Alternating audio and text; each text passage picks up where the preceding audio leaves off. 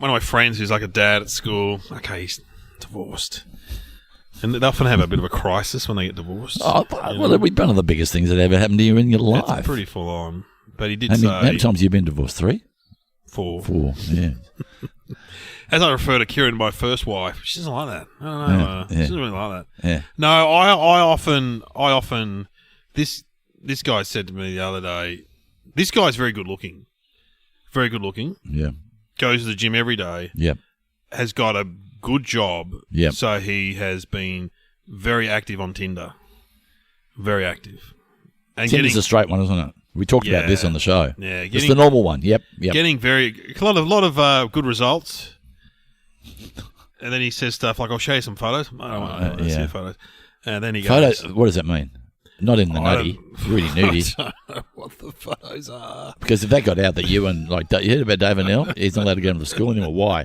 Looking at pornography outside the school, not appropriate. Anyway, he talks about all these stuff that he's been doing out there in the romance world and all these ladies. Doing well. Doing very well. And then he just goes, but man, don't get divorced. Do whatever you can to stay with your partner. That's what he says. But anyway... a friend of mine, just while you're on that, went up to Noosa, the guy I hire my boards from. I said, how you going? He goes, oh, not bad. Not bad, New Zealand guy. Not bad, bro. Not bad. Bro? Yeah, he goes, house pretty full now. 3 of my mates, divorced, all same time, living with me now, living at my house. Oh, they're living in there's a house around here where I live where there's 3 divorced dads living like a shared house. And... can you imagine that? Yeah, I mean, would it be good? I guess it would be, wouldn't it? Well, you know what? There's what I hear from my divorced friends, and there's a few of them, yeah. And there'd be a lot of divorced people listening to this. It can be lonely because if you got kids, you get them 1 week or 1 weekend, and then. But one of my friends says it's good because you're kind of single for 1 week, and you can do all your single stuff, and then the next week you're like a family guy again. Yeah, but so you live in you go back to share house. If you got on okay, I reckon you and I would be okay living together. Yeah, we'd be all right. We'd be all right. We're similar. I'm just trying to think on golf trips. That's not true reflection, but you do all right. I mean, I don't want to say it, but blokes get on okay when they're. Yeah, I think we'd be fine. And every married man has driven past the local block of flats and gone, I reckon I could live there. Yeah. I could live there. It's just a bed, TV, shower.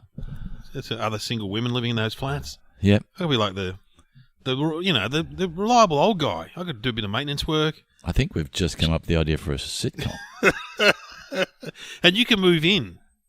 Move into your apartment or... Well, imagine if both me and you split up from our partners and we just moved into this flat together. That would be funny. They should set up...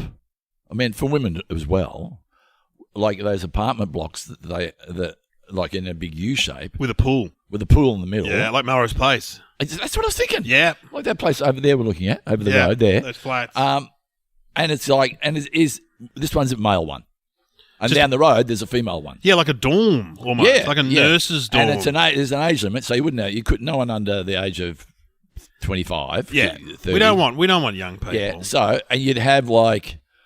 What's happening tonight? Tonight, dinner at Barry's. Yeah. What are you doing? You're doing a barbecue, bring a bit of salad, a few beers. It's not late. If you've got to go to work tomorrow, just come on over. What's tomorrow night? Pizza night. Pizza night. Footy. At the footy, we all go down to Trevor's. And, footy. Yeah. Film night. Yeah, fantastic. Film night. And we invite the ladies over from the dorm.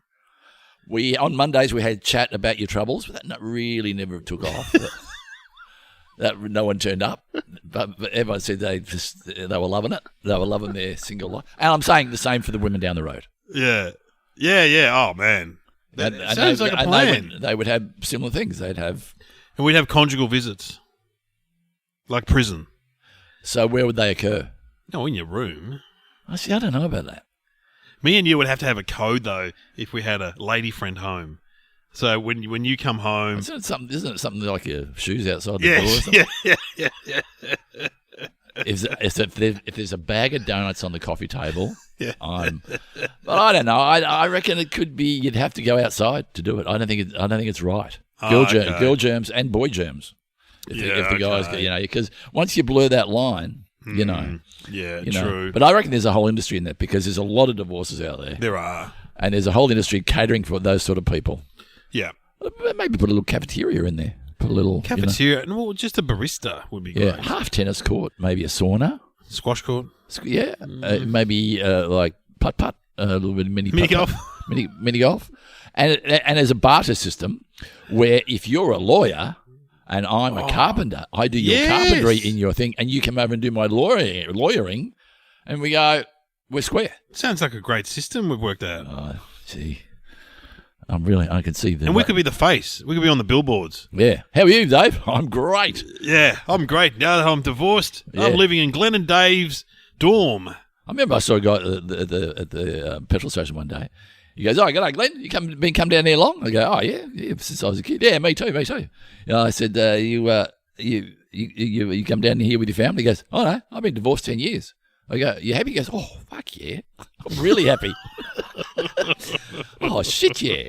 Got rid of the trouble. Anyway, la. See you later. See you around. Yep. What are you doing today? "Oh, I'm going for a surf, and then I'm going to play golf, and they go to the pub." But anyway, don't get me wrong. This is what. So I reckon he was putting on a good front, though. Oh, I don't know about that because he was talking a lot before I spoke to him. He looked pretty happy. And no, don't get me wrong. There was nothing more important than family. Yes. Family is. But he'd cut those ties and he was happy. Maybe. Here's the thing. Maybe we don't make it a permanent set-up place. Maybe it's a place where, Respite. Where are you going, Dave? Because you don't play golf. No. A golf trip is respite.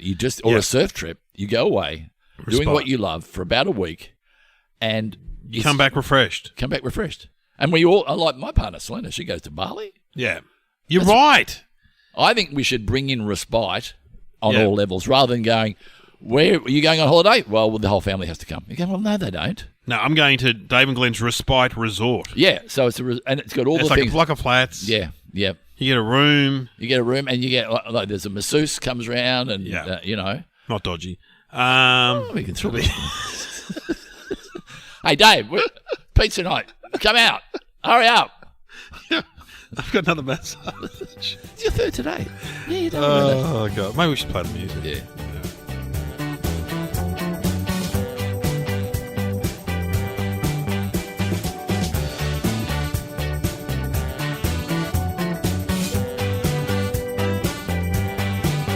Welcome to Somehow Related Now. Please welcome your hosts Glenn Robbins and Dave O'Neill.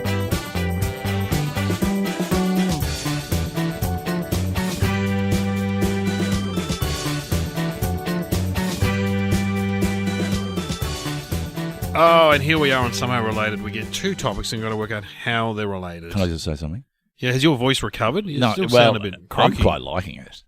It's sounding a little bit sexy. Yeah, I'm in that dulcet. There it is, right there. So say love songs and dedications. Got a big one coming in from Dave.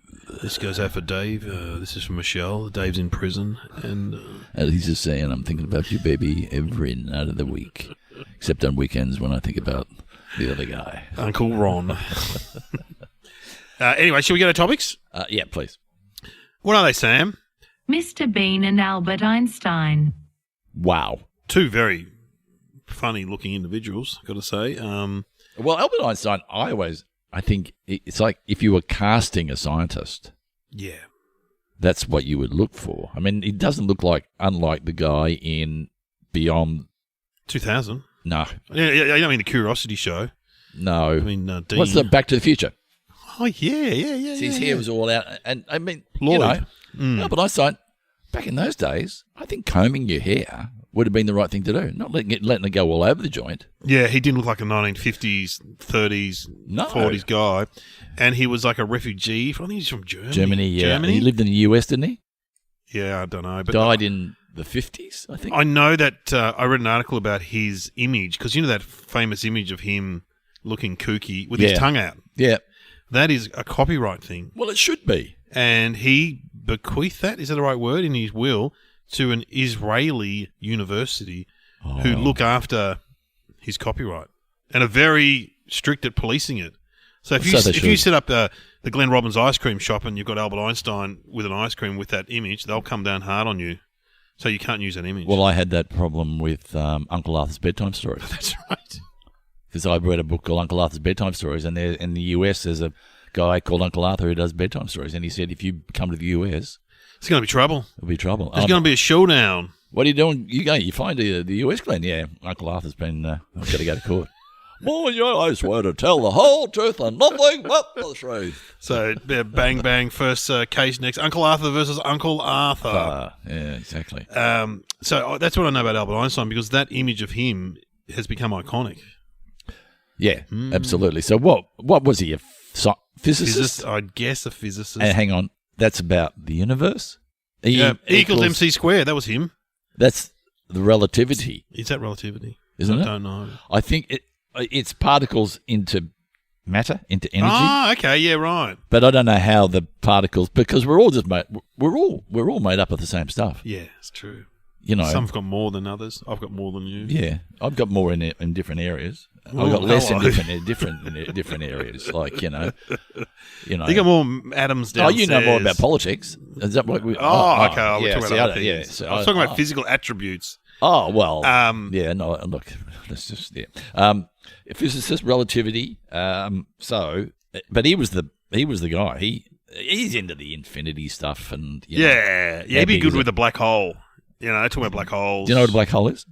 No. I know it's in space. I think this is a rudimentary explanation, and again, we're going to have people who are saying you don't know what you're talking about, but I'll have a crack. Let me just say I have been to Dubbo. Go on. Yeah. The black hole is where a star implodes. Oh. And the gravitational pull is so powerful from that star that not even light can get away, and it sucks it into a black hole, which becomes a vortex. I think that's it. Wow. I think that's it. But having said that, I'm more than happy to be wrong. But I don't think he discovered black holes, did he? No, I don't know if he had anything to do with black holes. No, I don't think he did, because it's a pretty easy one. I discovered a black hole. Where is it? Up there. Where? See that black bit there? Yeah, just to the left of that. Looks that's like a black hole. Yeah, of course you can't see it because it's a black hole. I don't know. I know he was a refugee because I've seen that in posters and memes and stuff. He was a refugee, so they took him in. And he also became... But how did someone like that become famous? It's not like putting out a record as a rock star or going on TV as a comedian. He must have... See, nowadays he would have had to been on a panel show and then... Yeah. Or have a radio show on... Done a podcast. Yeah, a podcast, and then go on, oh, this guy's good. But yeah, how does he... He must have... It must be, because that's the one they all quote. E equals MC square. So, yeah. So, if he did TV appearances? Because some of those guys... Well, in the past, we've talked about like the guy did the Heimlich maneuver, went on TV shows and did it as a bit of a stunt. Professor Sumner Miller. Yes, you would not. Julius Sumner Miller. Is it so? There was a TV show for the younger members of the audience. There was a TV show on the weekends where a scientist would do experiments and and then he went into advertising. He went into glass and a half of Cadbury. Remember? Was he American? Why is it so? I think he was Julius Sumner Miller. You remember, he had a big blackboard. And he would write on the blackboard. That's right. And it would go like that. And he would say, this equals that. And why is it so? No. And he would point his finger at the person. You're wrong. Then there was Dean from the Curiosity Show. Well, Dean, he was the first I ever saw that no mustache but a goatee. Yes. I'm going to shave. What do you mean? I'm going to shave my mustache off, but I'm going to leave the goatee. I actually did Dean on the Comedy Company. There you go. Oh, did you? Yeah. Hello. Wow, there we go. Yeah. How did Dean sound? Can you remember how Dean sound? You know, they all sound a bit like that. And if you take this and you turn the top around and you point that towards the sun, watch what happens. There you go, kids. That's amazing, isn't it? There you go, kids. Yeah. Okay. I was going to make an inappropriate sex joke then, and I didn't do it. I stopped. Were you going to say Uranus? Oh, see, there you go. That's good. There we go. Look, well, physicist, German. I don't know what else we know. His hair. He didn't wear. I know he never wore socks. Didn't you wear the same clothes every day? Because you so. didn't want to think about it. Well, you know who did that? Our friend of the show, in her TV show, Kitty Flanagan. She wore the same suit every day. Because she didn't want to have to. Now, was it because? Is that in the show? She says that in the show, doesn't she? She wears the same brown suit. Yeah. Because she doesn't want to think about what she's wearing. Yeah. So I think it's a partly character, partly reality. I think it might be. Nothing worse than having to worry about what you're going to wear every day. And then if you've got the same brown suit, you've got it covered. Well, Karl Stefanovic did that thing where he wore the same suit every day for a year and no one noticed. Whereas the women on his show had to, change their clothes every day. Yeah, I know. It's hard. It's great if uniform. That's why uniforms are great. Uniforms are good. I mean, but I must admit, I had a comedian's uniform I could put on. You're wearing it now, aren't you? Like someone wearing a budget, I remember you used to have a check shirt that you wore in everything. I've had 2 of those shirts, yes. And were they a Lucky Charm or something? No, I just wore them in my pilot and then the Dave pilot, and then I just kept wearing them on TV and stuff. And because I have a standard issue winter outfit that I wear, and it's kind of a uniform, and I've got it, and it's your puffer jacket. You're right. You're saying that with a bit of tone about with you. What do you got on there? What's that? It's like what is that jacket I've got on? It looks like you're a scout leader out down the shots. Doesn't it? Looks like I'm going on a bushwalk. You know what? Einstein had one of the best quotes that I quote, and I don't quote it from Einstein. Do you want Jeez. Yeah. Go on. Hang on. Here we go. Here we go. You don't really understand something if you can't explain it to your grandmother. Wow, okay. Which is, if you can't explain something in simplistic terms, if you've just got to use esoteric sort of highfalutin bloody stuff to explain it, and I don't get it. If you can explain it in simple terms, then you understand. Having said that, does your nana really want to know about that stuff? About EM? And also, that's sort of underestimating nanas. Nanas, if I think of my nana, she'd done a lot of stuff. So she might push him back on his heels a bit. Yeah, like it'd be more like if you could explain something to an 8-year-old. You know what I mean? Maybe I'm getting it wrong. Maybe it's not Nana. Maybe it's but yeah, right. It's slightly disparaging. Well, I mean, how would you explain, for example, to Nana swingers parties? You know what I mean? Well, as my mum got older, my late mother, we would tell her everything. Yeah. Oh, and then I don't want to hear about that. But you'd sort of say, this is what that's all about, and that's what they do with that and that. Yeah. And she'd go, oh, that's interesting. Mm. Yeah. So she got me open. Yeah, open-minded. More open-minded as she got older. Yeah. And I think you and I are quite open-minded. Oh. I've seen some photos on your phone, and we've shared them. And I go, Dad, that's open-mindedness. I'm not sure what you're doing with that candle and that bottle, but that's very open-minded. But do you reckon Albert Einstein thought he was clever? Yeah, I'd say so. So in other words, if like good-looking people, they know they're good-looking. I think so. I think so too. Funny people, do they know they're funny? Yes. Not all of them. Not all of them. But if you're getting paid as a professional, doesn't mean you're funny. Oh, that's true. There are people that could give myself away. Pretty. They do very well. They do very well, but they're not essentially funny. There are people like people like Luke McGregor, who we spoke to last week. Yeah, is automatically funny. He would have been funny as a kid, I reckon. Yeah. But some people work at it and become funny. Yeah, they can't. Oh, again, I don't want to sound cynical. But yeah, some people. You had me at hello. You go. Yeah. You had me at how you all doing? Which I don't like when people ask that at the start of an act.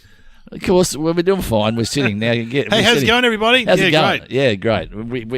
We're fine now. Just get on with your funny bit, please. But good point. Maybe he should change that. Maybe if he was here now, I'd say Albert. Not a quote. But the idea of that quote is very good because you're one of those people who, over my life, I go to you and I go, here's a problem. And you are very good at encapsulating and going, well, you just do that. Oh, and I go, that's really... Because I'm a problem solver. Yeah, I'm an overthinker. I can. You've got good advice, though. I'm good for other people, not for myself. No, that's often the way. Catastrophizer. Oh, God. Yeah. Here we go, round and round and round. I know, often in your mind, you often end up in a bed, unable to speak, in a coma, don't you? Yep. Just quivering away, Driving down the road, think I might go get a donut, then it leads to you thinking I'm going to end up in a coma. Yeah. I had a donut yesterday. Oh, did you? And you know what? Good It wasn't a very nice day. And I thought, well, that'll be a highlight. And was it? Well, it was a bit dry. And I felt like saying, I want a sign up that says donuts, because it was hot, jam, unless that's from today. Yeah, you want fresh. I don't want any of your old yesterday's donuts. No. What happens to all the donuts? Well, by the sound of it, they reheat them. I reckon they put them underneath and then bring them out the next day. I reckon. Or they give them to staff or something like that. But anyway, so it wasn't the highlight of my day. Anyway. You want a fresh donut. So I'm not sure what else we can say. Well, let's talk about Mr. Bean. So that's Rowan Atkinson. That's Rowan Atkinson. Have you ever heard, now this is quite cynical, of Jacques Tati? Jacques Tati, how do you say? I love Jacques Tati. He's one of my favourite movies. What's it called? It's a great movie. Is that an office block? No. This is the one where he has to look after his little nephew. That's fantastic. And it's all about how France is changing. And so he lives in an old part of the town where there's all, apartments and bakeries and stuff. And his sister and her husband, who works in a plastic factory, live in a modern house. And he goes over there, and the modern house has got all these gates and stuff that open and fountains. And it is, my kids love it. It's a very funny movie. French. Yeah, Jacques Tati. Yeah, and it's basically silent. Yeah, it is basically silent. Yeah. And Rowan Atkinson admits that it was a big influence on... Oh, yeah. Jacques Tati is very funny. If you are interested, you don't want to say Mr. Bean was my uncle derivative, but in the sense that a character that is not comfortable in his own world and a little bit the world doesn't quite fall into place for him. You know what I mean? Yes. Shit happens. It's a bit of a broad description. Well, they always play Mr. Bean at the dentist when I go. They always have it on in the waiting room. Really? Well, because the guy said because anyone who can't speak English or whatever, but they all love Mr. Bean.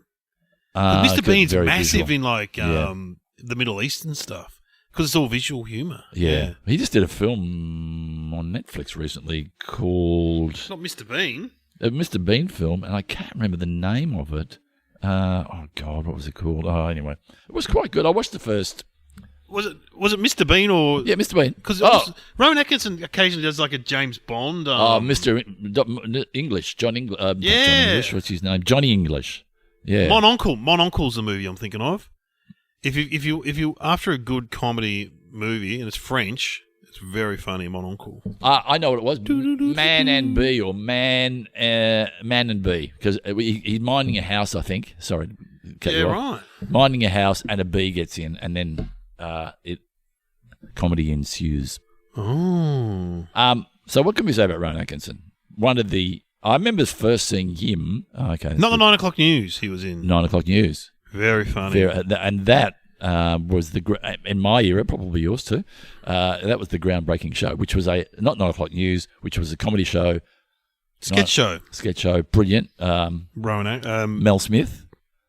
Grief Rhys Jones. And Pamela Anderson. Pamela Stevenson. Pamela Anderson. Faux pas. I was so Freudian. Pamela Anderson. Pamela she Stevenson. was very good. Yeah. But people haven't seen her comedy work, She was great in the beach one. Pamela Anderson's actually quite funny. She was great in the Borat movie. Was she? Yeah. She was in the Borat movie. I felt sorry for her because of that. The Pammy and Tommy. Yeah. Didn't give any... they didn't ask her anything about and made a story about her life. So, Rowan Atkinson, brilliant physically, verbally, got a beautiful voice, got brilliant timing. He's got a stutter. Yeah, I heard that.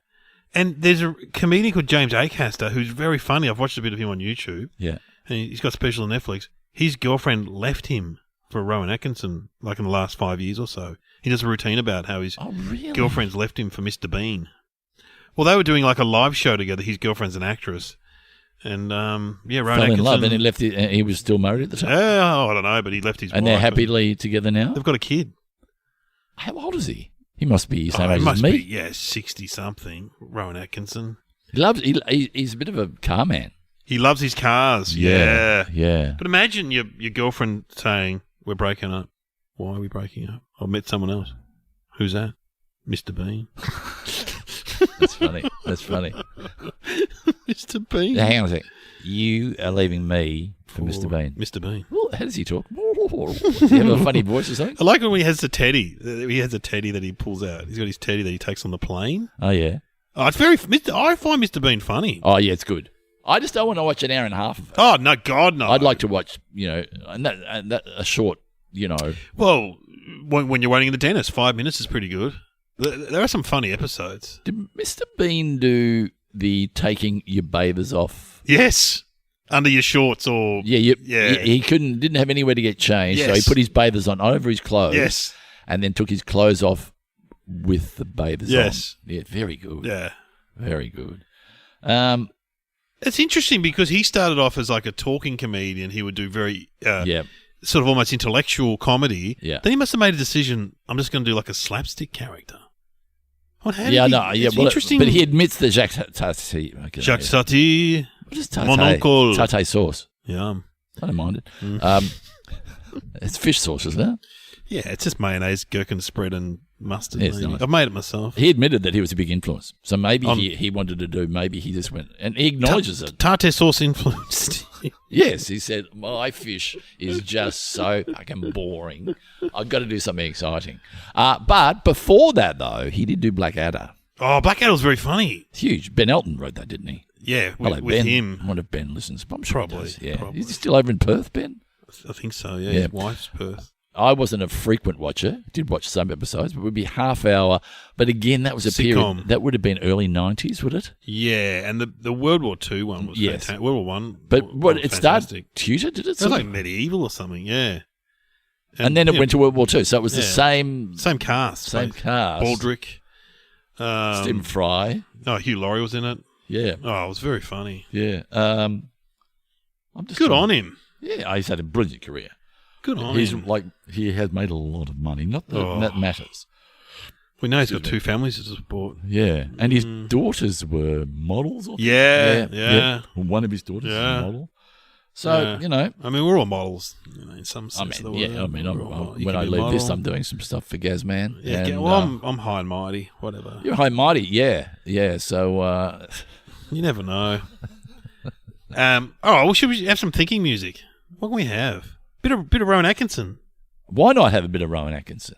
Because I went and saw. There's no words. No, there's no. Yeah, I went and saw him on stage. Oh, did you? Yeah.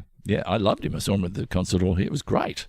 And you did characters and just did two-handed. He had a guy with him, and it was basically some solo stuff and some two-hander stuff. Very simple. One prop, one and such an easy show to tour. Wow. And it was fantastic. There's a lot of sketches we could do. We could pick any of them. He was doing a show with this guy. Did he leave his wife for this guy? No, that was the woman. There's one that's probably of its time. It's probably a little dated now, where he reads the role as a schoolmaster. That's funny. So don't get me wrong. It is a little. Well, I'm not going to say dated. But we could. But there's no rude language. No. And it goes for quite some time. So, Sam, you don't have to play all of it. You can cut out of it whenever you want. But, all right. I reckon we go for the one that he does live on stage. Okay. You've got the audience live. Here we go. All right, come on, settle down, please. Answer your names. Anus.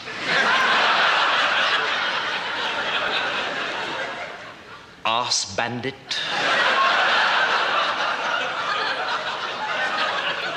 Bottom. Clitoris.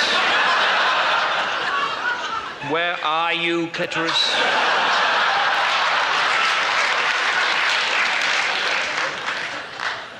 Doo-doo.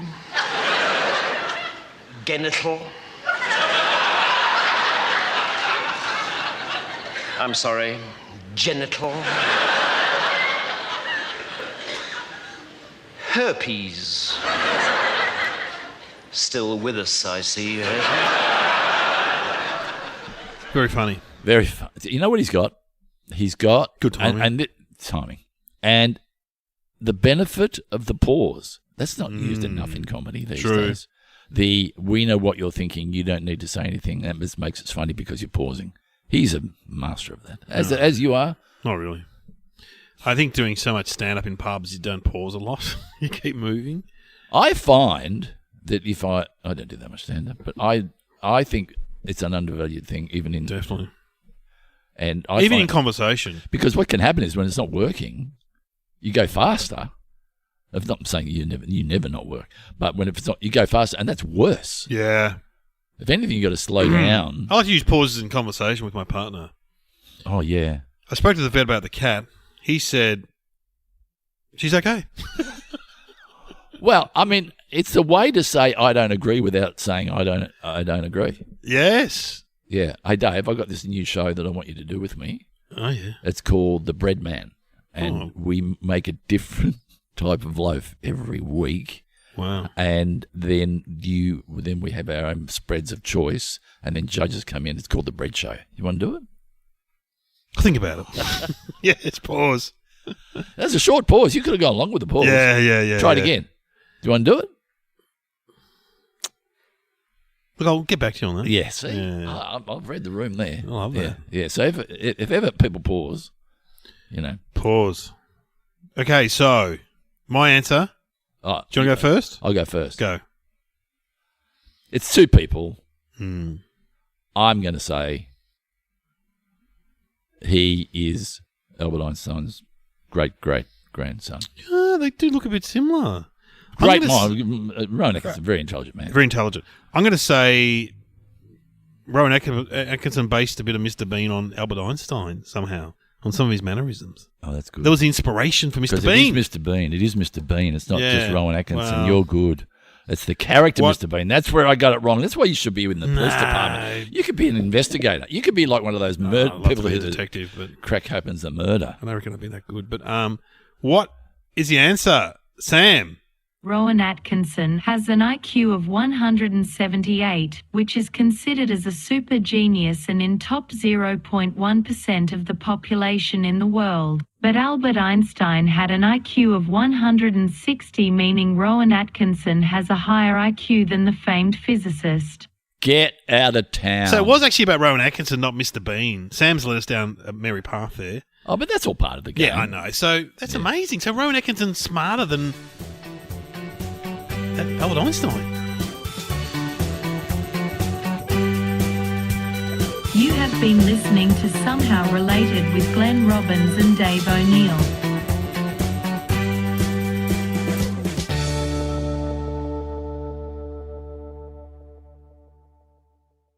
But in certain areas, though, I suppose. Yeah, what does IQ really test? You know? They come up on your phone and they go, test your IQ. I get scared. I go, I don't want to find out how much of an idiot I am. I'm sub-intelligent. I already know I'm because they're, you know what? It's kind of like ball sports. Some people are good at ball sports, and they hand-eye coordination. And some people like me are just a bit dumb, but they're good at some things. That's right. I mean, look at footballers, genius. But some footballers, genius on the field, genius off the field. But some are just good at football. There are sportsmen who don't even know why they're good, and they just do what they do really well without any analysis of it because they don't think about it. That's the thing. It's all ego based. We all think that our ego knows everything, and that's actually about the part of the brain, the unconscious, is not getting a lot of cred when it comes to achievement. The unconscious is just ticking away. Not only the unconscious is going, I'll run the heart, I'll run the lungs, I'll run the kidneys, I'll run the downstairs department, I'll do the hungry part, I'll run the muscles. And also I'll give you some good ideas for the house renovation. Quietly, when you're not in the middle of the night, I'll give them to you. Yeah, right. You get the answers in the night. Yeah, the unconscious doesn't come to you until you're sort of standing or you're driving down a road or it's like, I'll tell you what it's like. It's like when you stay in a hotel and they slip a little letter under the door. That's how your unconscious works. Wow. Yeah, so in other words... Are you writing a book? Look, I am very quotable. How do you judge someone's intelligence when you meet someone? Like job interviews are. That's a really good question. It's just... Because I think people do judge books by their covers. You know what I mean? Yeah, so, I pick it up in the moment. In other words, if I see someone in an interview and I think the interview has gone somewhere that they hadn't prepared for and I see how they respond, I go, that's coming from an intelligent mind. But sometimes when people, as I've often said before, men, not so much women, men are just waiting to make a little speech. Yes. They are just waiting for a little bit of silence and you go, you know what I think about that? And you go, oh, here we go. You're going to get a man speech. And so what was I going to say? So... It's hard to judge, there's that great joke about what are your strengths and weaknesses? You know that joke? No. So what are your strengths and weaknesses? We'll start with your strengths. What are your strengths? And the guy goes, I don't really I don't really value what other people think about me. And the guy goes, well, that's not really a weakness or a strength. And the guy goes, I don't give a fuck what you think. It's a very good joke. I've stuffed it up. Yeah. Oh, boy. Yeah, no, that's all right. No. And obviously telling jokes is not one of your Strengths. And look at your career you had in comedy. It's just, it's ironic that it comes back around. Why was I telling you about this thing under the door? Oh, that's right. It does. It just comes to you when you're not thinking about it. But when you think about things, you just get panic. That's what you get. Panic. Oh, my God. Catastrophize. Quick, we'll leave it. Let's not take it on a down. Let's not finish this on a down. It's all in his book. What would my book be called? Glenn on Stuff. Yeah, I need something that, Glenn. Robbins, not the famous Robbins. Who's that guy who does the motivational talks? Tony. No, here's what I'll say. Yeah. I'm going to write a book with Tony Robbins. Oh. We're just going to call it The Robbins. Yes! The Robbins Theory. I love it. Look out.